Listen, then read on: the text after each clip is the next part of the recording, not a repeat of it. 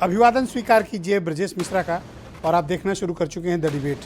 बहनों भाइयों, कानपुर में हिंसा क्यों हुई? क्या पुलिस के पास प्रॉपर इंटेलिजेंस नहीं था? क्या इंटेलिजेंस इनपुट नहीं थे? और उसके बाद कई घंटों तक कानपुर की गलियों में जिस प्रकार की हिंसा हुई, पूरी दुनिया ने वो वीडियो देखे। ये पुलिस की एक बड़ी नाकामी थी। इसे रोकने में सफल क्यों नहीं हुई पुलिस? प्रशासन क्या करता रहा? और लखनऊ में बैठे अधिकारी इस स्थिति को क्यों नहीं समझ पाए थे? और उससे भी बड़ा एक सवाल, ये popular front of India that is PFI, ये क्या भला है? आजकल अक्सर हर हिंसा में उसका नाम आता है PFI। तो इस संस्था पर कोई कार्रवाई क्यों नहीं भारत की सरकार या उत्तर प्रदेश की सरकार करती है? इस पर न तो प्रतिबंध लगाया जा रहा है, न इस पर कोई कठोर कार्रवाई हो रही है। लिहाजा हर हिंसा के पीछे, चाहे CAA हो या उसके बाद के हों, या फिर अब कानपुर, नाम PFI का आ रहा है। या आप हाथरस याद करिए, उस वक्त भी इसका नाम आया था, लेकिन कभी भी इस संस्था के खिलाफ कोई ऐसी कार्रवाई नहीं हुई कि जिससे इस संस्था को खत्म किया जा सके। आज हम इन सभी मसलों पर एक साथ इस पर चर्चा को आगे बढ़ाएंगे। बहनों भाइयों, कानपुर के हिंसा के दृश्य बड़े विचलित करने वाले थे, बड़े चिंतित करने वाले थे। एक समाज के रूप में हम किस प्रकार से रह रहे हैं? एक सभ्य समाज में इस प्रकार की हिंसा का कभी स्थान नहीं होना चाहिए। बड़े से बड़े, पेचीदा से पेचीदा मसले का समाधान बातचीत के आधार पर होता है। डेमोक्रेसी में शांतिपूर्ण तरीके से अपनी बात रखने का अधिकार सबको है, लेकिन हिंसा का सहारा लेना गलत है। बापू के देश में हिंसा, इससे बड़ा घोर अनर्थ क्या हो सकता है? जिस महान इंसान ने हमें अहिंसा का मायने समझाया, दुनिया को समझाया, उसके देश में हिंसा की कोई जगह हो सकती है? नहीं होनी चाहिए। हिंसा किसी भी समस्या का समाधान नहीं हो सकता है। हमेशा बातचीत के आधार पर डेमोक्रेटिक तरीके से विरोध दर्ज कराए जाने चाहिए। लोकतंत्र में विरोध एक मजबूत पक्ष होता है। हर व्यक्ति को, हर संस्था को, हर पार्टी को विरोध दर्ज कराने का प्रॉपर अधिकार है। लेकिन हिंसा फैलाना किसी भी तरीके से उचित करार नहीं दिया जा सकता। हिंसा गलत थी, गलत है और गलत रहेगी। इसमें विफलता किसकी है? इंटेलिजेंस फेल्योर किसका है? एडमिनिस्ट्रेटिव फेल्योर किसका है? पुलिस सिस्टम का फेल्योर किसका है? अभी मैं डिबेट करने आ रहा था, तब थोड़ी देर पहले मुझे वीरेन जी ने बताया कि कानपुर की कलेक्टर नेहा शर्मा को हटा दिया गया है। तो क्या नेहा शर्मा अकेले गुनहगार थी? वहां तो कमिश्नरेट है, लॉ एंड ऑर्डर कलेक्टर का हाथ ही नहीं होता, मसला ही नहीं है। वो काम तो कमिश्नर ऑफ पुलिस का है, CP का है। तो उन लोगों के खिलाफ कार्रवाई क्यों नहीं हो रही है? वहां के DCPs के खिलाफ कार्रवाई क्यों नहीं हो रही है, जो फील्ड में ही नहीं जाती थी? बड़े अफसरों को क्यों छोड़ा जा रहा है? और उससे ही बड़ी बात, व्हाट इज PFI? कभी आप लोग सिमी का नाम सुनते रहे होंगे। सिमी के समूल नष्ट होने के बाद एक नई संस्था खड़ी हुई है, popular front of India, that is PFI। हर हिंसा के पीछे आप मीडिया में इस संस्था का नाम सुनते होंगे। एस्टैब्लिशमेंट इस संस्था का नाम लेता है, हर घटना के लिए जिम्मेदार हिंसा के पीछे बताता है। कानपुर की हिंसा के पीछे भी PFI का हाथ बताया जा रहा है। पुलिस ने मीडिया को बताया कि PFI के 2 सदस्य गायब हैं। तो अगर ये PFI जैसी संस्थाएं कानपुर में जड़ें जमा रही थी, तो ये पुलिस वाले कर क्या रहे थे? इनके खिलाफ कोई कठोरतम कार्रवाई क्यों नहीं की गई? और अगर PFI वाकई में देश विरोधी गतिविधियों में लिप्त है, तो इस संस्था पर अब तक बैन क्यों नहीं लगाया जाना चाहिए था? इस संस्था को डिसमेंटल क्यों नहीं किया गया था? किया जाना चाहिए था। और भारत सरकार और राज्य सरकार को चाहिए कि अगर PFI के खिलाफ कोई भी एविडेंस हैं, तो कठोरतम कार्रवाई उनके खिलाफ होनी चाहिए। देश विरोधी किसी भी गतिविधि को पनपने, फलने, फूलने, प्रश्रय देने का काम देशद्रोह है। अगर पुलिस भी इनके खिलाफ कार्रवाई नहीं करती है, तो वो भी राजद्रोह की श्रेणी में माना जाएगा, देश के साथ धोखा माना जाएगा। PFI के मसले को एक बार में हल क्यों नहीं किया जा रहा है? Shaheen Bagh PFI, CAA PFI, north east दंगा PFI, दिल्ली दंगा PFI, कानपुर दंगा PFI। तो भाई साहब, इस PFI का इलाज क्यों नहीं कर रहे हो? करो इसका ऑपरेशन एक बार में, मसला खत्म करो। अभी पीछे आपको याद होगा कि उत्तर प्रदेश की ATS जो धर्म परिवर्तन के मामले को पकड़ने की एटीएस एक्सपर्ट हो चुकी थी, उसने किसी के घर से कुकर बम पकड़ा था। नया कुकर खरीद कर आया, कहा ये कुकर बेचता है, कुकर में बम लेके प्लांट करेगा, और जोड़ा किससे था? अलकायदा। जबकि सीआईए कहता है अलकायदा खत्म हो गया। आज तक यूपी की एटीएस उस मामले का जवाब नहीं दे पाई। तो हमें बड़े ही प्रोफेशनल तरीके से संवेदनशील मामलों को उत्तर प्रदेश की पुलिस और सिक्योरिटी एजेंसीज को हैंडल करने की ज़रूरत है। इसको पब्लिसाइज करने के लिए, मीडिया अटेंशन पाने के लिए इन सब चीज़ों का इस्तेमाल नहीं होना चाहिए। देश विरोधी ताकतों के खिलाफ कठोरतम कार्रवाई होनी चाहिए। कानून के दायरे में जितने भी प्रावधान हैं, कठोरतम कार्रवाई करो। लेकिन सिर्फ मीडिया की सुर्खियां कुछ दिनों तक बटोरने के बाद इन संस्थाओं को फिर से छोड़ दिया जाना, ये थोड़ा आश्चर्यजनक है और न हजम होने वाली बात है। मैं फिर से कहता हूं कि बापू के इस देश में हिंसा के कोई स्थान नहीं होना चाहिए, न किसी जाति, धर्म, पंथ, मजहब, दल, संगठन, कहीं भी नहीं। हिंसा उस देश में आप कर रहे हैं जिसने अहिंसा का पाठ पूरी दुनिया को पढ़ाया। भारत की पहचान विदेश में गांधी से है। गांधी को पढ़िए, वक्त मिले अंबेडकर को पढ़िए, लेकिन पढ़िए और समझिए कि यह देश क्या था और किस दिशा में जा रहा है। और सिक्योरिटी एजेंसीज को भी यह समझने की जरूरत है कि मीडिया हेडलाइन के चक्कर में अपना प्रोफेशनलिज्म मत भूलो, अपने कर्तव्य मत भूलो, अपने दायित्व मत भूलो, अपनी जिम्मेदारियां मत भूलो। कानपुर के गुनहगारों पर कठोर कार्रवाई हो, उनकी तत्काल गिरफ्तारी करने की जरूरत है। लेकिन कानपुर की पुलिस कार्रवाई करने के बजाय मीडिया में उसे दूसरे ढंग से प्रचारित करने की कोशिश कर रही। यह तरीका बहनों भाइयों खतरनाक है। मैं फिर चेता रहा हूं आपको, किसी को कोई प्रॉब्लम है, कोई समस्या है, किसी बात पर आपत्ति है, शांतिपूर्ण तरीके से, डेमोक्रेटिक तरीके से धरना प्रदर्शन करिए, अपने विरोध दर्ज कराइए, ज्ञापन दीजिए। कानून की परिधि में जितनी भी कठोर कार्रवाई हो सब करिए, लेकिन हिंसा बिल्कुल नहीं होनी चाहिए। और पुलिस अपना प्रोफेशनलिज्म बिल्कुल न भूले, क्योंकि उत्तर प्रदेश पुलिस लगातार अपनी साख खराब करती जा रही। कुछ बयान सुनिए आप। कानपुर के उपद्रव के पीछे गहरी साजिश की बू आ रही है और उसके अंदर जो भी दोषी पकड़े जाएंगे या जो पुलिस की पकड़ से बाहर होंगे तो उनको पकड़ने के लिए जो कानूनी कार्रवाई करना है वो कर रही है पुलिस। लेकिन कानपुर में जो दंगा करने की कोशिश करने वाले तत्व हैं उनको पकड़ करके उनके खिलाफ कठोरतम कार्रवाई करने के लिए जो भी आवश्यक कदम होगा नियम के दायरे में उठाया जाएगा। इसकी तैयारी तभी से शुरू हो गई थी जब ये चुनाव अखिलेश यादव जी हार गए थे। तो ये पीएफआई के लोग और ऐसे लोग जो नहीं चाहते कि भारतीय जनता पार्टी सत्ता में आए, केंद्र में हो या प्रदेश में, वो ऐसे हथकंडे अपनाते हैं, ऐसी कार्रवाइयां करते हैं कि समाज में वैमनस्य फैले, झगड़े हों, दंगे हों, अशांति हो, ताकि ये विकास रुक जाए और हम ये कहें कि देखो ये तो कुछ कर नहीं पा रहे हैं, इनके यहाँ तो दंगे ही होते हैं।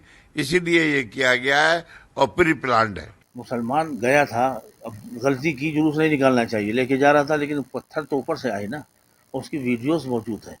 अब आए हैं तो सवाल का जवाब भी मिला उनको, ये तो है, तो नादानी उनकी, जुलूस निकालना नहीं चाहिए।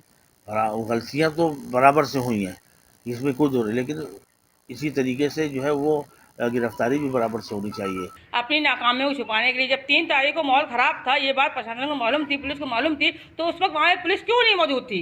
पुलिस वहाँ मौजूद होती, शायद ये ऐसा घटना ना होती जो कानपुर में हुई है 3 तारीख को।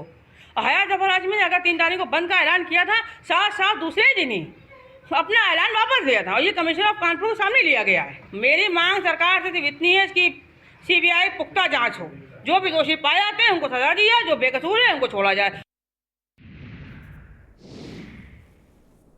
ऐसा कम ही होता है कि आरोपी सीबीआई जांच की मांग करें और पुलिस पर जांच के लिए भरोसा कम हो जाए।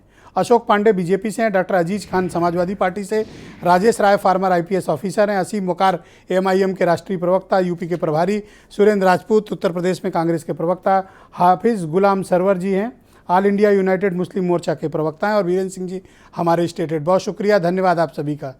अशोक पांडे जी, कार्यक्रम की शुरुआत आपसे, ये पीएफआई की कमर क्यों नहीं तोड़ देते हो? अगर हर घटना में यही पीछे दिखाई दे रही है तो तोड़ो कमर इसकी।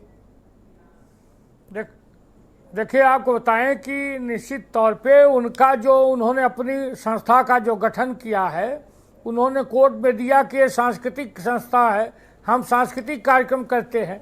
उनका सांस्कृतिक कार्यक्रम किस तरह का दिखाई दे रहा है? हम लगातार दंडात्मक कार्रवाई तो कर ही रहे हैं। पीएफआई का कोई भी सदस्य अगर इस तरह की घटना कर रहा है तो बच के बाहर नहीं जा रहा है, और निश्चित तौर पे हम इसकी जांच कर रहे हैं और पीएफआई पर निश्चित कार्रवाई करेंगे, इसमें कोई दो राय नहीं। आप पीएफआई पर बैन क्यों नहीं लगा रहे हैं? मैं तो अगर कह रहा हूं कि अगर एविडेंस है तो आज अभी इसी घंटे पीएफआई पर बैन लगा दिया जाना चाहिए, पीएफआई के सभी सदस्य गिरफ्तार कर लिए जाने चाहिए, देखिए निश्चित इनकी संपत्ति जब्त कर ली जानी चाहिए। जैसे सीमी नष्ट नाबूद हुआ है, हम निश्चित तौर पे कह रहे हैं पीएफआई को हम नष्ट करके, इसमें कोई दो राय नहीं है, नष्ट कर देंगे। आपके सामने कह रहे हैं उसके कार्यकर्ता जो भी हिंसा में शामिल हैं उनके खिलाफ हम कार्रवाई कर रहे हैं। हम तो यहाँ तक कार्रवाई कर रहे हैं कि सीएए के, आप ये बताओ, आप अपने अफसरों पर कार्रवाई क्यों नहीं कर रहे हो? कानपुर 6 घंटे जलता रहा और वहां का कमिश्नर आप पुलिस पर कोई कार्रवाई क्यों नहीं की आपने? निश्चित तौर पे जी, निश्चित तौर पे हम उसकी इंक्वायरी करा रहे हैं, और जो भी दोषी होगा और जिन लोगों ने अपने कर्तव्य परायणता में वो कमी की होगी उनके खिलाफ जिसका कोई कसूर नहीं था, जिसका लॉ एंड ऑर्डर से कोई मतलब नहीं था, उस कलेक्टर को तो आपने अभी आधे घंटे पहले वीरेंद्र जी बता रहे थे हटा दिया है, तबादला कर दिया है। देखिए, और जो कसूरवार है पुलिस वाले उनको आप बचा रहे हो क्यों भाई? देखिए, दोहरे मापदंड क्यों? अगर कमिश्नरेट बना है तो डीएम की क्या गलती है? हो रहे हैं। देखिए, जो डीएम का तबादला हुआ है, निश्चित तौर पे हम कह सकते हैं पूरे प्रदेश में आज डीएम लोगों का ट्रांसफर हुआ है, उसी रूटीन वे में हुआ है, इसमें कोई दो राय नहीं। भाई इतने सेंसिटिव माहौल में एक जिलाधिकारी जब वहां काम कर रही थी, आपने बीच में हटा दिया, माना तो यही जाएगा कि इसी घटना के कारण हटाया आपने उनको। उस घटना में नहीं बल्कि रूटीन वे में आप देख लीजिए पूरे प्रदेश में। ऑलराइट, मैं राजेश राय जी को आमंत्रित करता हूं, बहुत ही जाने माने पुलिस अधिकारी रहे हैं। बहुत शुक्रिया आपका राजेश जी कार्यक्रम ज्वाइन करने के लिए। ये पीएफआई क्या भला है और हम इसकी कमर तोड़ने में अब तक नाकाम क्यों, और सरकारें इस पर बैन क्यों नहीं लगा रही? ये जो आपके जो प्रश्न हैं ये मेरे भी प्रश्न हैं। इस बात से मैं आपकी बात से सहमत हूँ कि पीएफआई का नाम बार बार आ जाता है, चाहे वो सीए की हो, चाहे शाहीन बाग के बाद की जो हिंसा हुई हो, चाहे जो है वो जहांगीराबाद वाली हो, जहां भी कभी कोई घटना होती है तो घूम फिर करके पीएफआई का नाम आ जाता है उसमें कि नहीं पीएफआई ने किया, पीएफआई ने किया, पीएफआई ने किया। मैं बिल्कुल सहमत हूँ। पहले भी जब पिछली बार हुआ था तब भी ये हुआ था कि पीएफआई के बारे में सारा डिटेल बना करके रिपोर्ट भेजी गई है सेंट्रल गवर्नमेंट को, सेंट्रल गवर्नमेंट इस पर कार्रवाई करे जी। एक बार कर दो ना पूरी कार्रवाई। हाँ, मैं भी तो ये कह रहा हूँ, if you have evidence take strict action. Evidence हो, नहीं एविडेंस है तो कलेक्ट करो, इंफॉर्मेशन लेके जाओ, इंटेलिजेंस एजेंसीज को लगाओ, अपने पास एटीएस है, एनआईए है, एसटीएफ है, सब है, सबको लगा दो। और सबको लगाने के बाद जो है उनके बारे में जितना एविडेंस अब तक का पिछला है, अगला है, अब है, होता ये है एक घटना हुई, इस घटना में कार्रवाई हो गई, जिनके ऊपर कार्रवाई होनी थी हो गई, जिनको जो है जेल भेजना था, गिरफ्तारी करनी थी, बुलडोजर चलना था, जितना कार्रवाई होनी थी सब हो गया, ठंडा हो गया। ठंडे होने के बाद फिर पीएफआई की तरफ से ध्यान हट गया। क्यों हट रहा है? जब बार बार पीएफआई जो है वो देश विरोधी गतिविधियों में लिप्त हो रही है, ये बात सामने आ रही है, तो एक बार उनका तिया पाचा पूरी कायदे से कर दो ना। एक पूरा लगा के एक जो है प्रोजेक्ट के तौर पर उसको लेकर के किसी एक पूरी एजेंसी को लगा करके उसको नीचे से ऊपर तक खंगाल करके जितने लोग हैं, जहां से फंडिंग हो रही है, जहां से सपोर्ट मिल रहा है, जिस स्टेट से सपोर्ट मिल रहा है, सब लोग मिल करके उसका गला दबा दो, खत्म कर दो। जैसे सिमी खत्म हो गई, खत्म नहीं हुई, उसने कन्वर्ट कर दिया अपने को पीएफआई में। आप पीएफआई खत्म करोगे फिर कोई नहीं आएगा। लेकिन अब ये पीएफआई का नाम लेना जो है बार बार उसको लेकर के उसी के जिम्मे सारी बात डालना और उसके खिलाफ दूसरा सर, कमिश्नरेट की सिस्टम जब लागू है तो आप कलेक्टर को कैसे इनिशियली रिस्पॉन्सिबल मान सकते हैं? नहीं, ये बात भी आपके बिल्कुल सही है। असीम वकार जी, कोई फोन न चलाएं, आपकी आवाज डिस्टर्ब कर रही फोन की, ये please. Yes Rajesh ji, go ahead. मैं आपकी इस बात से बिल्कुल सहमत हूं कि जब कमिश्नर सिस्टम है तो उसमें लॉ एंड ऑर्डर जो है वो प्रायोरिटी जो है वो कमिश्नर पुलिस की है, और कमिश्नरेट पुलिस की पूरी जिम्मेदारी, टोटल लॉ एंड ऑर्डर की, क्राइम की टोटल जिम्मेदारी उनकी है। और इस जिम्मेदारी को उन्हें लेना चाहिए। जिलाधिकारी सहयोग के लिए हर चीज के लिए जाते हैं, हमेशा जाते रहे, वो उस परंपरा के अनुसार वो रहे। और मैंने तो देखा कि वो डिस्ट्रिक्ट मजिस्ट्रेट की मैंने पहली बाइट तो मैंने डिस्ट्रिक्ट मजिस्ट्रेट की देखी थी, मैंने खुद भी। कमिश्नर थे ही नहीं मौके पे, आपने बिल्कुल सही कहा। मैंने भी एक पत्रकार के रूप में देखा कि कलेक्टर बेचारी तो रोड पे सबको शांत करा रही थी, और अभी देखा हूँ लिस्ट 5 मिनट पहले अशोक पांडे जी बता रहे थे कि उसको इन्होंने हटा दिया है। अब वो मैं उसके बारे में कोई टिप्पणी नहीं करूंगा। जो अशोक जी कह रहे हैं, हो सकता है वो बात सही हो कि स्थानांतरण हुए और उस स्थानांतरण में उनका भी हो गया हो, लेकिन हाँ, एक संदेश तो यही जाएगा ना कि वहां पर एक घटना हो गई और उस घटना के बाद जो जिलाधिकारी को वहां से हटा दिया गया। और जो लोग वाकई जिम्मेदार, जिनको माना जाना चाहिए, मैं एक बात ये मैं मानता हूं, मेरी ये हमेशा से ये मान्यता रही है ब्रजेश जी, एज ए पुलिस ऑफिसर, कि जब कोई गंभीर घटना होती है तो उस घटना के तुरंत बाद एकदम बिल्कुल जो है हड़बड़ी में वहां के जो चीफ है, चाहे वो कमिश्नर हो, चाहे वहां पे एसएसपी रहे हो, डीआईजी रहे, जो भी रहे, उनको इमीडिएटली वहां से नहीं हटाना चाहिए, क्योंकि जो दूसरा आएगा उसके लिए बिल्कुल नया माहौल रहेगा, उसको कुछ नहीं पता। जी जो पुराना वहां पर है उसको पहले पूरा मौका दीजिए, डील कर ले, सिचुएशन को ठीक कर ले। सर, यही गलती विकास दुबे में की गई थी, आपने बिल्कुल ठीक कहा। 2 लगातार एसएसपी हटा दिए गए थे वहां से, और स्थिति बाद में कोई नहीं संभाल पाया। तो मैं ये कह रहा हूं कि जब एक बार इस तरह की बात हो गई तो चलो ठीक है, 2-4 दिन का मौका, 10 दिन का मौका तो ठीक है, लेकिन एक बार इस बात की समीक्षा जरूर होनी चाहिए कि इतने बड़े मामले में, जबकि प्राइम मिनिस्टर, प्रेसिडेंट, सीएम सब लोग जो है कानपुर उसके इर्द गिर्द में घूम रहे थे उस समय, और जबकि डीजीपी साहब का ये खुद का उनका ये स्टेटमेंट है घटना के दूसरे दिन कि इंटेलिजेंस का इनपुट पूरा का पूरा था। तो अगर इंटेलिजेंस का इनपुट था पूरा का पूरा कि इस तरह की घटना हो सकती है, उसके बाद भी पर्याप्त सुरक्षा व्यवस्था क्यों नहीं की गई? एक बात ये बात समझ में आती है कि चूंकि वीआईपी ड्यूटी थी, बहुत सा फोर्स जगह जगह लगा होगा, हो सकता है इस वजह से पूरा कंसंट्रेशन उस जगह पे ना हो पाया हो, लेकिन अगर इंटेलिजेंस था तो और फोर्स मांगनी चाहिए थी, दूसरे रेंजेस से फोर्स मांगनी चाहिए थी, बिल्कुल ठीक कह रहे हैं आप। तो उसमें कहीं ना कहीं थोड़ी सी जो है बात, थोड़ा सा मैं समझता हूं। बहुत शुक्रिया आपका सर। मैं डॉक्टर अजीज खान, समाजवादी पार्टी के प्रवक्ता हैं, उन्हें आमंत्रित करता हूं इस डिबेट में। डॉक्टर अजीज, बहुत शुक्रिया आपका। ये बताइए कि अब तो नाम पीएफआई का आ रहा है, और जिस प्रकार से कानपुर में कार्रवाई हो रही है, समाजवादी पार्टी उस पर क्या दृष्टिकोण रखती है?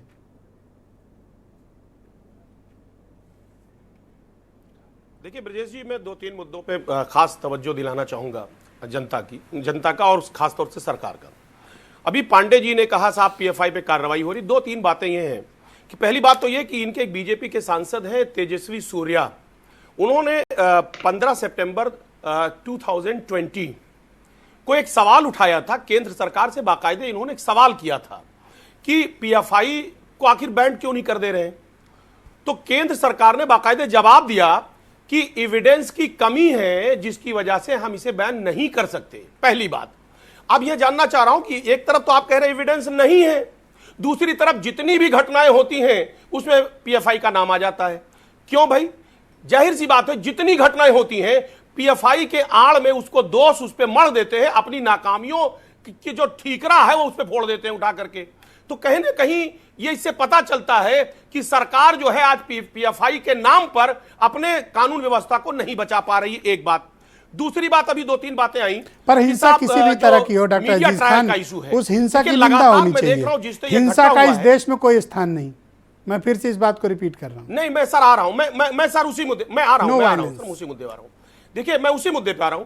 देखिए, मीडिया ट्रायल हो रहा है और लगातार समाजवादी पार्टी ने हमेशा इस बात को कहा है कि हिंसा किसी भी प्रकार का हो वो गलत है, और कोई भी प्रदर्शन करना है, कोई मांग रखनी है अपनी, तो वो बहुत ही शांति पीसफुल तरीके से बात करिए।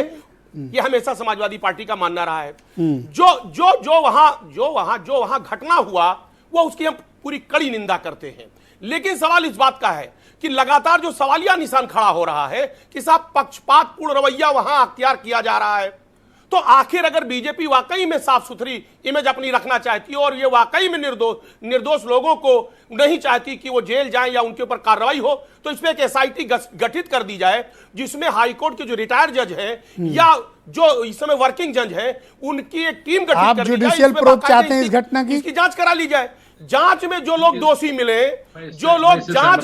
मिले उन पे कार्रवाई हो। अननेसेसरी बुलडोजर चला देना, बगैर किसी प्रकार की जांच का किए हुए बुलडोजर चला देना, ये वाकई में ये एक तरफा कार्रवाई है, एक बात।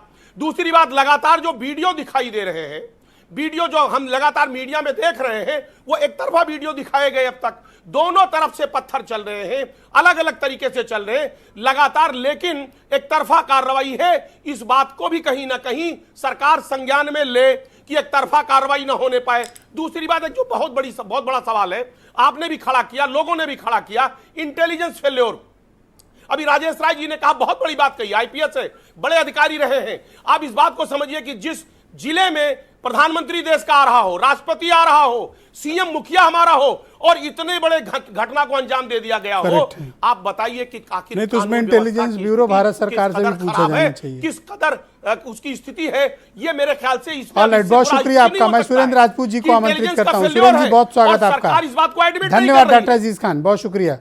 सुरेंद्र राजपूत जी, ये बार बार पीएफआई का नाम आता है, चाहे आप सीए एनआरसी के दंगे का वक्त देख लें या उसके बाद दिल्ली का दंगा हो, नॉर्थ ईस्ट का मसला हो, उत्तर प्रदेश में जो घटनाएं होती हैं, ये पॉपुलर फ्रंट ऑफ इंडिया जो सिमी का कन्वर्टेड रूप है उसका नाम आता है बार बार, लेकिन अब तक इस पर बैन नहीं लगाया गया, ना इनकी कमर तोड़ी गई। मैं तो कहता हूं इनका संपूर्ण नाश होना चाहिए, इनका समूल जड़ से उखाड़ के फेंक देना चाहिए। ब्रजेश भाई, अगर ये सब ऐसा कर देंगे भारतीय जनता पार्टी वाले लोग, तो फिर उसके बाद ये अपनी अकर्मण्यता का, कायरता का और अपनी जाहिलाना हरकतों का बोझ किसके ऊपर डालेंगे? ये पीएफआई हो चाहे अन्य कुछ ऑर्गेनाइजेशंस हो, ये बाकायदा भारतीय जनता पार्टी के दशानन के 10 सरों में से एक सर है। मैं आपको जिम्मेवारी से कहता हूं, उत्तर प्रदेश की सरकार ने जनवरी 2021 में भी लेटर लिखा है केंद्र की सरकार को पीएफआई बैन करने के लिए। कोई जवाब नहीं आया, कहा गया कि इसके खिलाफ कोई एविडेंस नहीं है। कर्नाटका की सरकार ने बाकायदा दिल्ली को लिखा, कर्नाटक में हमने, कांग्रेस पार्टी ने मांग की क्योंकि मदर वो ऑर्गेनाइजेशन पीएफआई की केरल और कर्नाटक में है, हमने मांग की, लेकिन कोई जवाब नहीं। क्यों? क्योंकि भारतीय जनता पार्टी के सहयोगी संगठन है। दूसरी बात, मैं आज आपकी बात सुन रहा था, आपने बड़ी बढ़िया बात कही, आपने सारी बातें लगभग कह दी, पुलिस के लिए, प्रशासन के लिए, शासन के लिए और राजनीतिक दलों के लिए भी। मैं आपसे सिर्फ एक निवेदन कर रहा हूं, हमारी जो डिबेट्स है ना ब्रजेश जी, ये हिंदी में है, उर्दू में है, अंग्रेजी में है, ये भाषा नहीं समझ में आती है भारतीय जनता पार्टी की सरकार को। अरबी भाषा में अगर हो जाए तो 1 मिनट में समझ में आ जाती। आप देख लीजिए, अरबी भाषा में कहा गया 2-3 दिन में, तो आपको ये सारे के सारे प्रवक्ता भारतीय जनता पार्टी के फ्रिंज एलिमेंट भाजपा की सरकार को नजर आने लग गए। तो हमें लगता है कि अब हम सब लोगों को अरबी सीख लेनी चाहिए और ये सारी डिबेट अगर हम अरबी में कर देंगे तो भारतीय जनता पार्टी को जल्दी समझ में आएगा। धन्यवाद जी। मैं आपके मित्र अभी सर पूरी बात तो हो जाए। अच्छा तो कंप्लीट करें, थोड़ा जल्दी करें, आज थोड़ा वक्त कम है। आप हमारे साथ बेईमानी क्यों? अरे अच्छा बोले आप हमें, अरे आपको पूरा मंच दे रहा हूं, आप बोलिए, आप भाषण दीजिए। जी सर, नहीं भाषण नहीं, मैंने कोई भी चीज रिपीट या भाषणबाजी की हो तो समय कम है, थोड़ा कंक्लूड कर ले प्लीज। जी सर, जी मैं तीसरी बात जो आपसे कह रहा था कि आज भारतीय जनता पार्टी की जिम्मेवारी है कानपुर दंगों के असलियत के आरोपियों को पकड़ने की। जिन्होंने दंगे शुरू कराए वो भारतीय जनता पार्टी के लीडर हैं, चाहे वो नूपुर शर्मा हो, चाहे नवीन जिंदल हो और किसी धर्म परिवर्तक खिलाफ। उसके बाद विरोध में जब बात आई तो विरोध की बात में भारतीय जनता पार्टी की उत्तर प्रदेश सरकार ने बंद करने वालों से कोई बातचीत नहीं की, कोई कानून व्यवस्था ठीक नहीं रखी अहंकारी भाजपा सरकार ने। उत्तर प्रदेश की सरकार जहां पर प्रधानमंत्री हो, मुख्यमंत्री हो, राष्ट्रपति हो, उस जिले की कानून व्यवस्था इतनी कमजोर, और इसके बाद पत्थर कहां से आए ये भी इंटेलिजेंस फेलियर। और एक पेट्रोल पंप से पेट्रोल जो है बोतलों में दिया जा रहा है, उस पेट्रोल पंप पर अभी तक बुलडोजर क्यों नहीं चला?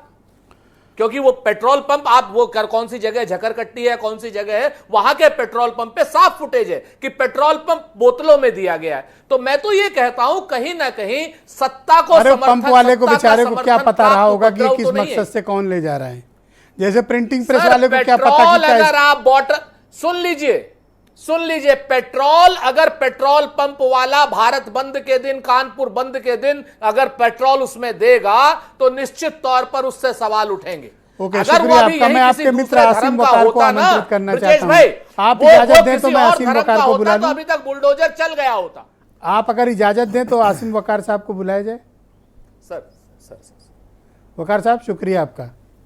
ये पीएफआई का नाम बहुत चर्चा में आता है। मैं जहां भी वायलेंस, दंगा, कोई गड़बड़ी, दिल्ली से लेकर नॉर्थ ईस्ट तक, और यूपी से लेकर कहीं भी गड़बड़ी कुछ होती है कर्नाटक तक, तो ये पीएफआई का नाम आता है, पॉपुलर फ्रंट ऑफ इंडिया।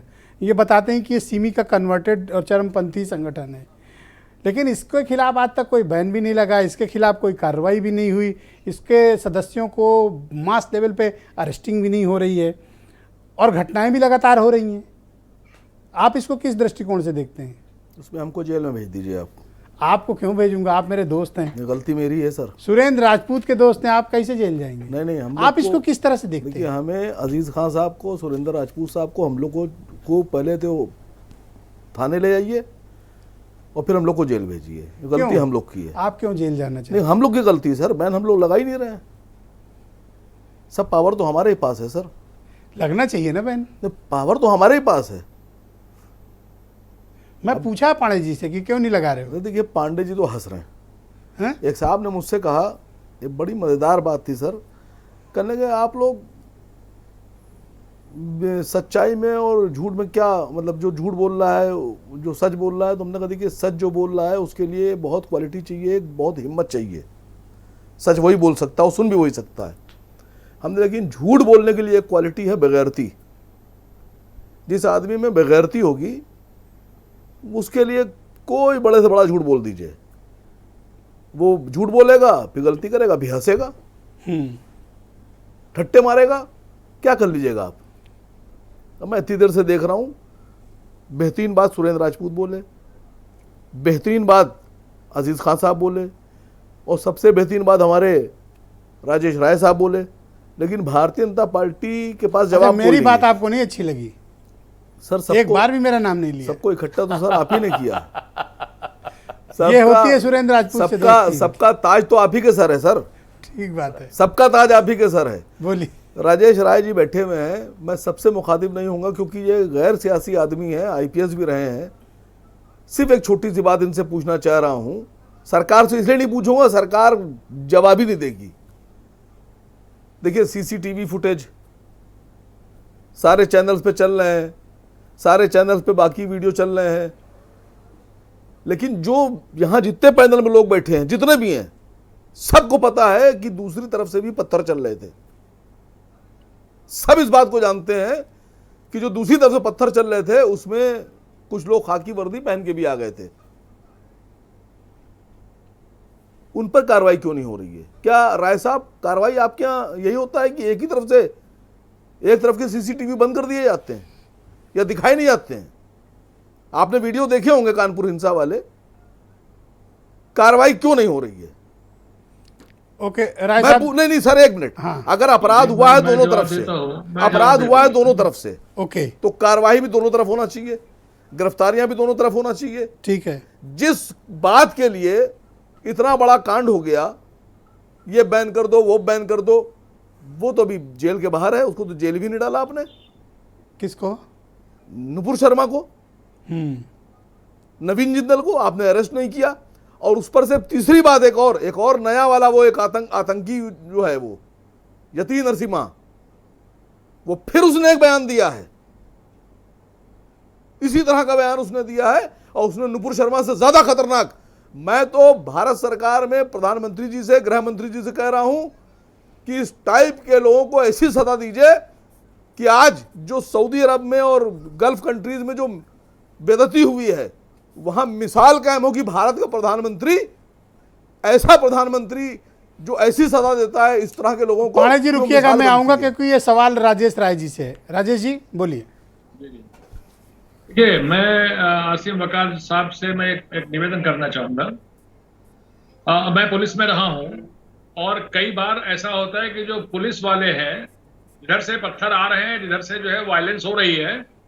कई बार पुलिस वाले जो है उसमें कई बार ऐसी स्थिति होती है कि पुलिस वालों को भी चोट लग रही है और पब्लिक को भी चोट लग रही है।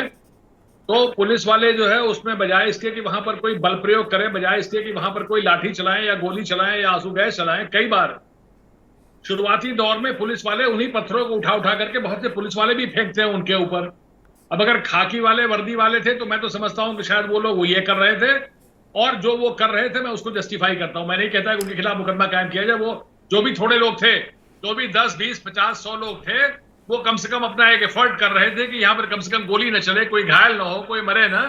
वो उसको अपने तरीके से रोकने की कोशिश कर रहे थे। उनको भी आप बलवाई बता देंगे तो मेरी बात समझ नहीं आती। जी सर डिबेट खत्म, थैंक यू, घर जाइए, पिक्चर खत्म हो गई। ऑलराइट, हाफिज सर, गुलाम सुनिए सर। सरवर जी, जो आप कुछ कहना मैंने चाहते हैं? जो जिक्र किया उसमें बराबर से लड़के थे, वो पुलिस वाले नहीं थे। तो मैंने पुलिस वालों की बात की, सुनिए मैंने सर, आपने सुनिए बताया सर, पुलिस बात वाले तो थे तो सुनिए। मैंने पुलिस अरे वालों की सर आप बात की। आईपीएस हैं, आप सुनिए सर, आप आईपीएस रहे हैं, लेकिन क्या जिन जिन लड़कों को वीडियो में दिखाया जा रहा है, एक बड़े पत्रकार ने उनका वीडियो शेयर किया, उसके पास ब्लू टिक भी है, यानी रजिस्टर्ड है वो, उसने वीडियो डाला, क्या उस वीडियो पे कार्रवाई नहीं होना चाहिए? अगर कोई वीडियो डाल दे तो क्या वो उसको अरेस्ट कर लिया जाएगा? वीडियो बनाई क्यों? आप किस तरह की कार्रवाई की अपेक्षा करते हैं इसमें? मैं सिर्फ ये चाहता हूं कि चाहे पत्थर इधर चले चाहे उधर चले, कार्रवाई दोनों पर। कार्रवाई बराबर से होना चाहिए, ऑलराइट, सदा हाफिज बराबर से होना चाहिए। हाफिज गुलाम सरवर, बहुत शुक्रिया आपका हाफिज साहब डिबेट में शामिल होने के लिए। कानपुर की घटना को किसी तरीके से किसी सभ्य समाज में स्वीकार नहीं किया जा सकता। इसके पीछे के जो मसले हैं वो भी निंदनीय हैं, लेकिन वायलेंस किसी भी चीज़ का जवाब नहीं हो सकता एक डेमोक्रेटिक कंट्री में। हाफिज साहब जी, आपने जो डिबेट शुरू किया तो आपकी भूमिका में सारे उत्तर नजर आए, और आपने सवाल किया है सीधे सरकार से कि जब तमाम तरह के उपद्रव में, दंगे में, पत्थरबाजी में अगर पीएफआई का नाम बार बार घसीटा जा रहा है तो फिर कार्रवाई क्यों नहीं, कार्रवाई से संकोच क्यों, और कार्रवाई क्यों, प्रतिबंध लगना चाहिए जब इस तरह का संगठन कोई देश में देश के सौहार्द को, देश के भाईचारा को, एकता को, और सबसे बड़ी बात है कानून को, अगर कोई कानून को ही चैलेंज कर रहा है तो वैसे संगठनों पर तो प्रतिबंध लगना चाहिए। एब्सोल्युटली। लेकिन पीएफआई का मतलब आपने समझाया ब्रजेश जी, पीएफआई का मतलब आपने समझाया पॉपुलर फ्रंट ऑफ इंडिया, लेकिन भारतीय जनता पार्टी के लिए पीएफआई का मतलब है पाना है फायदा इस पर, पाना है फायदा इस पर। पीएफआई ये नाम ढोते हैं, पहले कुछ और नाम ढोया था, फिर वो कारतूस थूक गया, आप फिर तो बड़े जुमलेबाज निकले हाफिज साहब। मैं किसी भी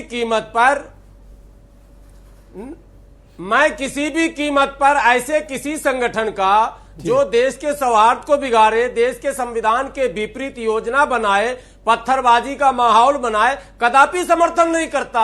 लेकिन सरकार किसी संगठन का सहारा लेकर अगर वो पक्षपात पूर्ण कार्य करेगी और कहीं से भी उसके किसी भी एक्शन में जो है ट्रांसपेरेंसी नहीं दिखेगी तो सवाल पूछा जाएगा कि पीएफआई का आप नाम तो ले रहे हैं लेकिन आप जो काम कर रहे हैं वो तो कटघरे में है।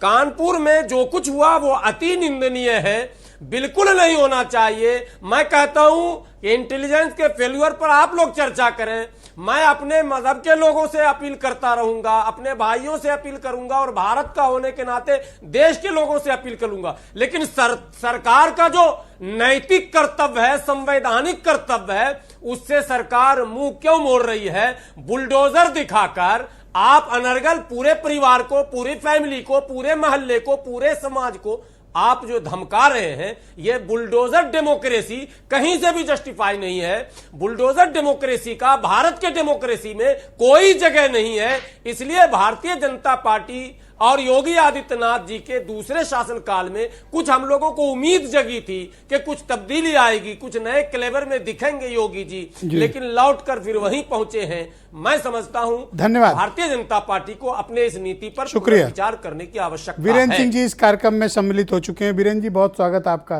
भाई ये पीएफआई क्या भला है? आज आप मीटिंग में भी पीएफआई के मुद्दे पर काफ़ी चर्चा कर रहे थे, तो जरा ये बताइए पीएफआई क्या है, इस पर कोई कार्रवाई क्यों नहीं हो रही है? कभी कुकर वाला पकड़ा जाता है, कभी कोई पकड़ा जाता है, कभी अलकायदा लखनऊ में पकड़ा जाता है, फिर मामला गायब हो जाता है। ये क्या है? मतलब पीएफआई की कमर तोड़ दीजिए ना। एक देशद्रोही संस्था कैसे यहाँ पुष्पित पल्लवित हो रही है? ब्रजेश जी, बात आज यहाँ से शुरू करनी पड़ेगी कि जब बगल में भारत का प्रधानमंत्री, राष्ट्रपति, प्रदेश के मुख्यमंत्री और राज्यपाल, देश की सारी बड़ी हस्तियाँ मौजूद हों, पूरे देश और दुनिया का इंटेलिजेंस मौजूद हो, फोर्स मौजूद हो, ऐसे वक्त में कानपुर में उपद्रव हो जाए, बवाल हो जाए, और लोग सड़कों पर उतर आए, तो ये बात सवाल खड़े करती है कि हमने कमिश्नरेट सिस्टम क्यों बनाया था। कमिश्नरेट में दर्जनों आईपीएस अफसर झोंके, उनके नीचे तमाम सारे अधिकारी लगाए, इकाई को छोटा करके उसको नियंत्रण करने का, नज़र रखने का, निगरानी करने का जो तंत्र बनाया था वो क्या फेल हो गया, जिसके लिए हम अपनी पीठ थपथपाते हैं कि कमिश्नरेट बड़ी सफल प्रणाली है। उस कमिश्नरेट में इतने बड़े दिग्गज देश के नेताओं की मौजूदगी में ये घटना हुई। बात अब आती है कि साहब सब ले दे के पीएफआई पे डाल दो। एक ज़माना था जब हम लोग छोटे थे तब सुनते थे कि कोई सिमी है। सिमी पहले लोग समझ ही नहीं पाए, बच्चे थे हम लोग, बाद में समझे कि सिमी आतंकवादी संगठन है। फिर उसका बड़ा बवाल चला। फिर पता लगा मदरसों में ट्रेनिंग दी जाती है आतंकवाद की, फिर वहाँ असलहे मिले कई जगह। फिर उसके बाद ये कुकर बरामद हो गया लखनऊ में कि भाई नया कुकर खरीद के आया था, उसमें एटीएस ओटीएस लगी, तमाम छापामारी चली। फिर आ गया सीए एनआरसी, ये सब चीज़ें चलती रहीं। लेकिन अब पीएफआई हर जगह लगातार माहौल बनाए हुए है। पीएफआई को अभी बताया गया कि पॉपुलर फ्रंट ऑफ इंडिया है, ये एक इस्लामिक संगठन है। इसका बताते हैं कि जो ये पैदा हुआ ये केरल के कालीकट में हुआ और ये पिछड़ों और अल्पसंख्यकों के लिए इंसाफ की आवाज़ उठाता है। 24 राज्यों में इसका नेटवर्क फैला होना बताया जाता है और इसको लोग कहते हैं कि सिमी की बी टीम है, बी विंग है। जैसे राजनीतिक दलों में कहते हैं कि वो भाजपा के हैं बी टीम, वो उनके हैं। कानपुर में 800 से ज़्यादा मुकदमे दर्ज हुए हैं और जो मास्टरमाइंड था वो अरेस्ट हो चुका है। तमाम तरह के विरोधाभासी चीज़ें आ रही हैं, लेकिन सवाल ये उठता है कि ये दंगा क्यों हुआ, ये उपद्रव, ये बवाल क्यों हुआ। जब हम किसी चीज़ को समाज में ये मैसेज देते हैं या दबाव बनता है कि कोई एक वर्ग विशेष एकदम भरा बैठा है, ज़्यादा कुरेदोगे फट जाएगा, तो ये क्या वही स्थिति थी कि मुसलमान अपने आप को एक गैस के गुब्बारे की तरह फूला हुआ महसूस कर रहा था कि जरा से पिन चुभोई और फट गया। इस व्यवस्था को देखना पड़ेगा। जब भी दंगा होता है समाज का नुकसान होता है, गाड़ियाँ जले, चाहे सार्वजनिक संपत्ति जले, चाहे निजी जले, आदमी भाग भी जाता है, लेकिन महिलाएं बच्चे कहाँ जाएं, ये सब पीड़ा झेलते हैं, तमाम सारे कष्ट होते हैं। ईश्वर का शुक्र है कि कोई इस तरह की आगजनी नहीं हुई, कत्लेआम नहीं हुआ कानपुर में जो लोगों को और ज़्यादा कष्ट देता। तो कुल मिला के समय पर कंट्रोल तो कर लिया, लेकिन आज ज़रूरत इस बात की है कि इस देश में कि ये हिंदू मुसलमान से इस देश की सियासत चलेगी या सबके साथ सबका विकास की जो बात है उस पर अमल होगा। हम लोग बिना भेदभाव के समाज में रहते रहे हैं। पढ़ने लिखने का मतलब ये होता है कि आप मनुष्यता में भेद करना बंद करिए। गोरे काले में जात के आधार पर, धर्म के आधार पर विभेद नहीं होना चाहिए। तो भारत जैसा राज्य, जो उत्तर प्रदेश जो प्रगति के पथ पर है, संयोग है कि उसी दिन देश की सारी हस्तियां लखनऊ में भी थी और एक बहुत बड़ा जश्न, ground breaking ceremony Uttar Pradesh के विकास के लिए मनाया जा रहा था और उसकी सफलता का जश्न का कह लीजिए खुमार या मेहमान अभी विदा भी नहीं हुए थे, एयरपोर्ट नहीं पहुंचे थे, तब तक ये खबर आ गई। पीएफआई एक उग्रवादी संगठन हो सकता है, सरकार माने उसको, बैन करे, जेल भेजे, लेकिन हमारे देश में तमाम और भी हैं। कोई कहते हैं कि 14 फरवरी वैलेंटाइन डे वाले दिन भी प्यार करोगे तो मारेंगे, पीटेंगे, रेस्टोरेंट बंद कराएंगे। कोई तमाम तरह कपड़ा पहन लेता है, कोई खुदे समाज में घुस के कंट्रोल करने लगता है। तमाम दल, संगठन, वाहिनी, तमाम नाम भी बने हुए हैं। हर जगह कंट्रोल करने की ज़रूरत है। ये ज़रूर है कि हिंदू बहुसंख्यक है, मुस्लिम समाज के लोगों द्वारा या कुछ उपद्रवियों द्वारा की गई गतिविधियों को पूरे समाज में एक रिएक्शन के तौर पर लिया जाता है और ये माना जाता है कि पूरा मुस्लिम समाज इस ओर हो गया है। ब्रजेश जी, हम लोग जिस जगह पे हैं, क्या आप बताओ, किसान जो खेत में काम करता है उसको मेहनत करने से एक रोटी पैदा करने से फुर्सत है? जो गरीब मजदूर है, जो रिक्शावान है, जो लेबर है, जो नौकरी पेशा है, क्या उसको रोटी कमाने से फुर्सत है? लेकिन उनको फुर्सत है जो नेता बने घूम रहे हैं और उनको राजनीतिक रोटी सेकनी है। उनको ये उपद्रव, बवाल, दंगा अच्छा लगता है। एक साहित्यकार ने लिखा है जी कि हम जाति और रिश्वत की चक्की के बीच प्रजातंत्र की सांसें टूट गई हैं और जिंदगी की छोटी से छोटी आवश्यकता के लिए अब हमारे पास कोई साफ सुथरा रास्ता नहीं बचा है। जी वीरेंद्र जी, क्या हम इस दिशा में आ चुके हैं? बहरहाल एक साहित्यकार ने लिखा है, मुनव्वर राना साहब बहुत बड़े शायर हैं, आज उनका पढ़ूंगा 4 लाइन, कि बहुत कुछ सरकार के हाथ में होता है। सरकार जो चाहे वो बोल सकती है, दुनिया वो लोग समझ सकते हैं, वो प्रचार हो सकता है। तो सुनिएगा कि कई चेहरे अभी तक मुँह जबानी याद है मुझको, कहीं तुम पूछ मत लेना, ये गूंगा बोल सकता है, मैं दहशतगर्द था, मरने पे बेटा बोल सकता है, हुकूमत के एक इशारे पर तो मुर्दा भी बोल सकता है, और हुकूमत की तवज्जो चाहती है हर जली बस्ती, और अदालत पूछना चाहे तो मलबा भी बोल सकता है। बहुत शुक्रिया वीरेंद्र जी, आपका बहुत बहुत धन्यवाद। बहनों भाइयों, कू ऐप पर हमने आज की परिचर्चा को लेकर एक प्रश्न पूछा कि कानपुर हिंसा के पीछे क्या पीएफआई का कनेक्शन है और क्या पीएफआई अब सुरक्षा एजेंसियों के लिए चुनौती है। तो उमेश पांडे लिखते हैं कि पीएफआई और सिमी जैसे संगठन भारत की आंतरिक सुरक्षा के लिए हमेशा खतरा रहे हैं, लेकिन इन संगठनों पर सख्त कार्रवाई नहीं हो पाती। अभिनव त्रिपाठी लिखते हैं कि कानपुर हिंसा मामले में ही नहीं बल्कि हिंसा से जुड़े कई मामलों में पीएफआई का नाम आ चुका है। जांच एजेंसियां कार्रवाई करने में असमर्थ क्यों हैं, ये सवाल हमने डिबेट के प्राथमिक चरण में पूछा। अशोक पांडे भारतीय जनता पार्टी के प्रवक्ता हैं। पांडे जी, डिबेट के पहले चरण में ये आरोप लगे अपोजिशन की तरफ से कि कानपुर में कार्रवाई एक तरफा हो रही है। देखिए, निश्चय आपको बता दें, ये गलत आरोप है। हम तो 0 टॉलरेंस वाले हैं, हिंदू मुसलमान सिख पठान नहीं करते। हमारा मानना है जो भी दोषी होगा, मानवता का जो भी दोषी होगा उसके खिलाफ हम कार्रवाई करेंगे और कर भी रहे। लेकिन कौन लोग पूछ रहे हैं बात?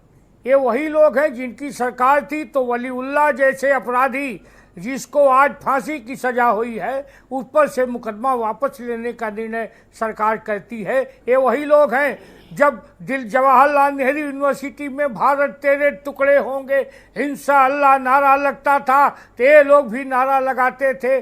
कौन सवाल पूछ रहा है हमसे?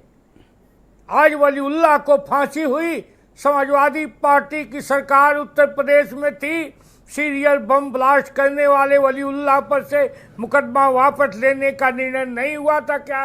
ये एक पक्षी कार्रवाई के आरोपों को लेकर आपका क्या सफाई है? उसी समय फांसी हुई।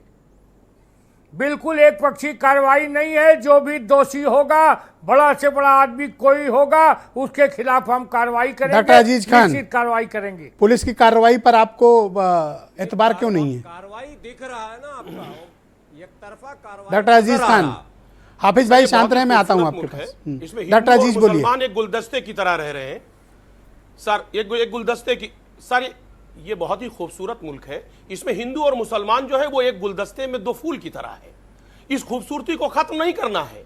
आज जो पुलिस संदेह के घेरे में है, सरकार संदेह के घेरे में है, मुझे लग रहा है इसकी निष्पक्षता से इसकी जांच होनी चाहिए। और जो बहुत सी बदनामी अभी तक हुई है विदेशों में, पूरी दुनिया में बहुत बदनामी हुई है, अब कम से कम ऐसी कार्रवाई ना की जाए कि जिससे और बदनामी दुनिया में हो।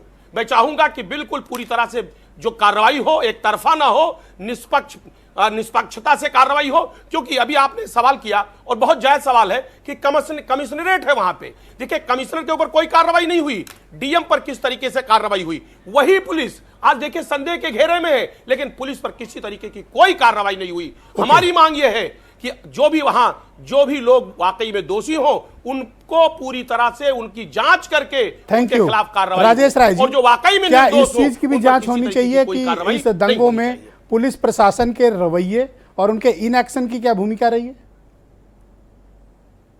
हाँ, जब जांच हो रही है तो इस बात की जांच उस समय के लिए होनी जरूर चाहिए जिस समय ये घटना घटी।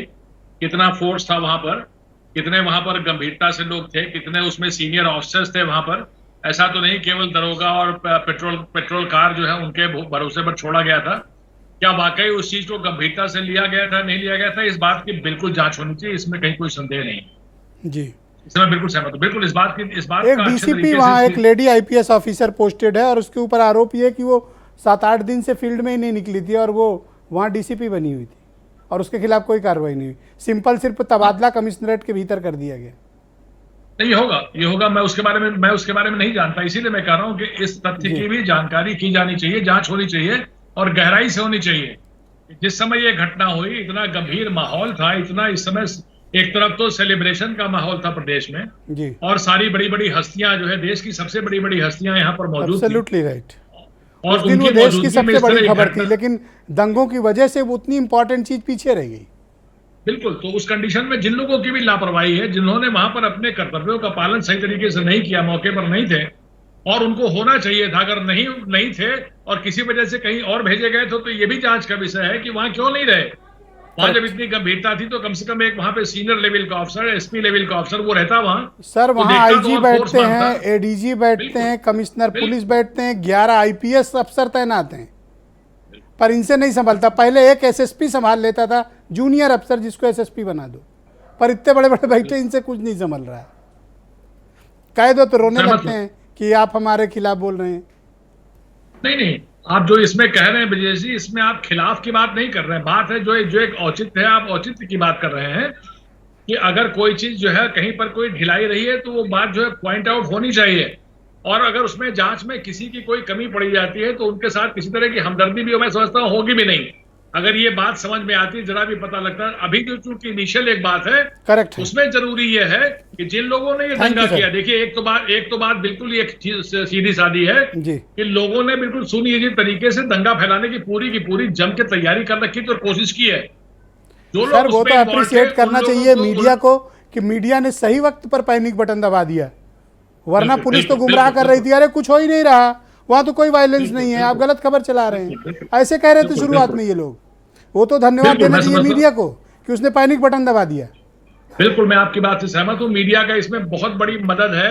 ये जो जितनी वीडियोग्राफी हो रही है, जितनी खबरें आ रही है, उसमें एविडेंस दे रहा है, आधे से ज्यादा खबरें, इनसे ज्यादा काम तो ये 11 आईपीएस से ज्यादा अच्छा काम तो हमारे 11 रिपोर्टरों ने अलग अलग चैनल और अखबार वालों ने किया। अप्रिशिएट इनको किया जाना चाहिए। शुक्रिया सर। मैं सुरेंद्र राजपूत जी को आमंत्रित करता हूं। सुरेंद्र जी, जिस तरह की कार्रवाई हो रही है, आपको ऐसा क्यों लगता है कि कार्रवाई में निष्पक्षता नहीं है और क्या होना चाहिए?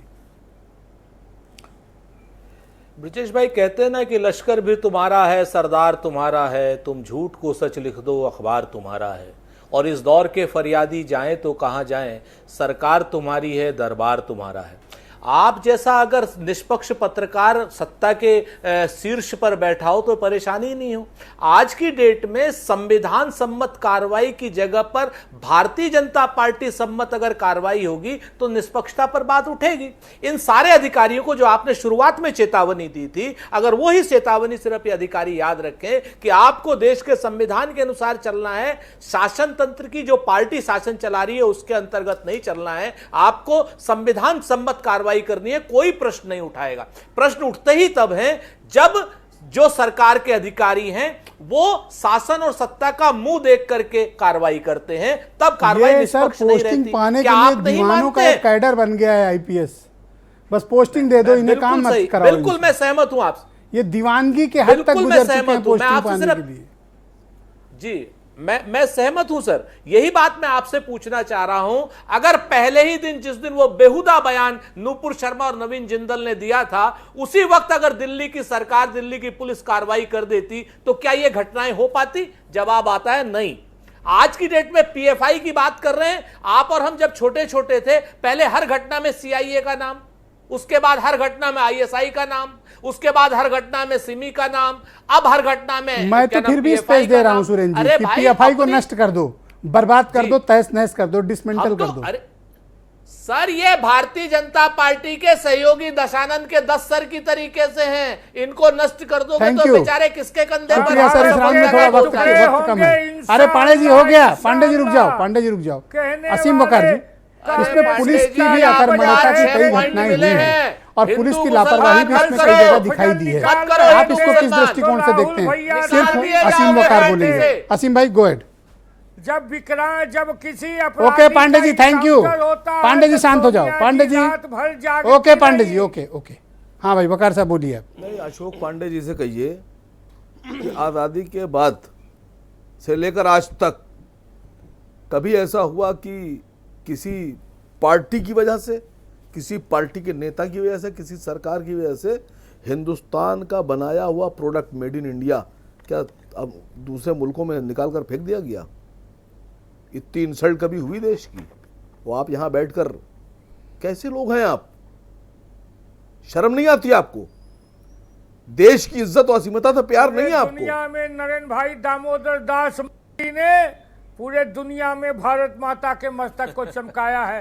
आपके कतर में, कुवैत में, इस देश की जनता, ओमान में और दुबई में जो सामान निकाल के फेंका गया है बाहर, बैठ के कि भारत के प्रोडक्ट्स का हम फिर सत्ता में आएंगे, क्योंकि हम अंतिम सत्ता में आएंगे, सत्ता में करते हैं। अरे कैसे आदमी हैं आप नुपुर शर्मा के साथ खड़े हैं। प्रधानमंत्री जी, हम नुपुर शर्मा के साथ नहीं खड़े हैं, लेकिन जिस तरह की भाषा आप बोल रहे हैं, आप ही की तो नेता है वो, आप ही की तो नेता है, आप ही की नेता की वजह से देश की बेइज्जती हुई है। कहां खड़े हैं आप माफी मांगेंगे देश से? आप माफी मांगेंगे? लेकिन नुपुर भारत की इंसल्ट करा दिया आप लोगों ने, हमारे गरिमामय भारत, सही है, इतने बड़े भारत, अफगानिस्तान तक दिखा रहा है आईना के। अफगानिस्तान जैसा जहां के ऊपर तालिबान की हुकूमत है, वो भी आप तालिबान सिखा रहा है, बताओ इतनी हिम्मत तालिबान की। आपको शर्म नहीं आ रही है? आप कैसे आदमी हैं? आप प्रवक्ता है क्या है आप? अफगानिस्तान आपको चाहिए सर झुका के बैठिए चुपचाप। आप बताइए जरा, अफगानिस्तान देश को बंटवाने वाले लोग, आप नुपुर शर्मा के पैरोकार हैं? आप नहीं है। आप नुपुर शर्मा के पैरोकार हैं? नहीं, तो आप नहीं। इस तरह की बातें कर रहे हैं?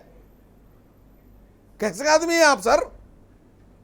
आपको तो माफी मांगना चाहिए। तुलसी कबीर दोनों के साथ हैं इस मुल्क में, तुलसी रहे हैं। अरे सर, आपकी वजह से भारत की बेइज्जती हुई है। भी रहेंगे। भारत सांप्रदायिक भारत का सर झुक गया। हमने जो भी निर्णय लिया है, कतर आपके एम्बेसडर को बुला के कह रहा है कि माफी मांगो। योजनाएं लाई, आपके एम्बेसडर को कह रहा है माफी मांगो। हिंदू तालिबान भी कह रहा है, आप बैठ के कर रहे हैं। तालिबान कह रहा है भारत से माफी मांगने के लिए। तालिबान की हैसियत, तालिबान वो कह रहा है, वो आप यहां बैठकर हम लोग को ज्ञान पिला रहे हैं। शर्म नहीं आती आपको? सर झुकाइए और सोचिए कि कहां लाके खड़ा कर दिया देश को आप लोगों ने। अनर्गल प्रलाप कर रहे हैं, ये भी उचित नहीं है। अनर्गल प्रलाप कैसे? मेरा अनर्गल प्रलाप है ये मेरा प्रलाप, ये मैं अनर्गल बोल रहा हूं। आप अखबार नहीं पढ़ते हैं? नगरी में बैठ करके आपके एम्बेसडर को बुलाया गया, नहीं बुलाया गया? नहीं, एक मिनट, एम्बेसडर को बुलाया गया, कतर में नहीं बुलाया गया। ये अनर्गल है भाई। पूरे झूठ बोल रहा हूं? मोदी जी की कमाल हो गया साहब, हो रही है, ये क्या गलत है? एक साहब ने मुझसे पूछा कि जो लोग झूठ बोलते हैं उन पर लोग रिएक्शन क्यों नहीं देते हैं? तो हमने, अगर झूठ बोलने वाला और सुनने वाला दोनों को ये पता होगा कि झूठ बोला जा रहा है तो चलता है। ओके, हाफिज गुलाम सरवर जी वही कर रहे हैं बीजेपी के। हाफिज गुलाम सरवर जी, आपको ऐसा क्यों प्रतीत होता है कि कार्रवाई एक तरफा हो रही है?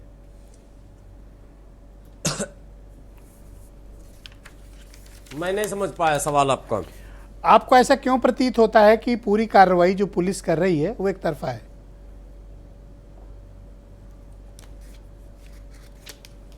नहीं, पुलिस की कार्रवाई निसंदेह घेरे में है। सवाल उठाया जा रहा है और क्यों नहीं उठाया जाए, जब घटना घटित होते ही पक्षपातपूर्ण बयान पुलिस के वरीय पदाधिकारी दें। और पहली बार भारत में यह देखा जा रहा है कि पुलिस के पदाधिकारी कह रहे हैं कि बुलडोजर चलेगा, संपत्ति कुर्क होगी। भाई जुडिशियरी सिस्टम है भारत में, भारतीय लोकतंत्र में न्यायालय की भूमिका को समाप्त किया जा रहा है बिल्कुल, और कहा जा रहा है कि हम लोकतांत्रिक व्यवस्था को मजबूत कर रहे हैं। ये तो अपने आप में एक बड़ा सवाल है कि जब लोकतंत्र के स्तंभों में एक न्यायपालिका, उसको आप किनारे कर कौन सा राज लाना चाहते हैं, ये सवाल अब देश के लोग पूछ रहे हैं और इस पर बहस शुरू होनी चाहिए कि अभी आपने न हिंग लगे न फिटकिरी, यानी कुछ समझ में आई नहीं बात, और बुलडोजर लेके पहले ही खड़े हो गए गेट के सामने। अब सवाल है, अपराध किसी एक ने किया होगा, उसके भाई ने भी एक तो नहीं किया, उसकी बहन, उसकी पत्नी, उसके बच्चे, दूध पीते बच्चे, बूढ़ी मां, आप उसके घर पर जो बुलडोजर चलाएंगे, भारत का न्यायालय क्या आपको इस बात की अनुमति देता है, या क्या भारतीय लोकतांत्रिक व्यवस्था में ये माने न्याय उचित है? क्या यहाँ के समाज के लोग इसको मतलब सही ठहरा सकते हैं क्या? मैं समझता हूं कोई व्यक्ति इसको सही नहीं ठहराएगा, ये चलन रुकना चाहिए। जी, बहुत शुक्रिया और मैं आप सबका बहुत आभार प्रकट करता हूं। डिबेट में समय समाप्त हो चुका है। बहुत शुक्रिया और बहुत बहुत धन्यवाद कार्यक्रम में शामिल होने के लिए। और बहनों भाइयों, आप सबका भी बहुत शुक्रिया, धन्यवाद इस कार्यक्रम को देखने के लिए। नमस्कार।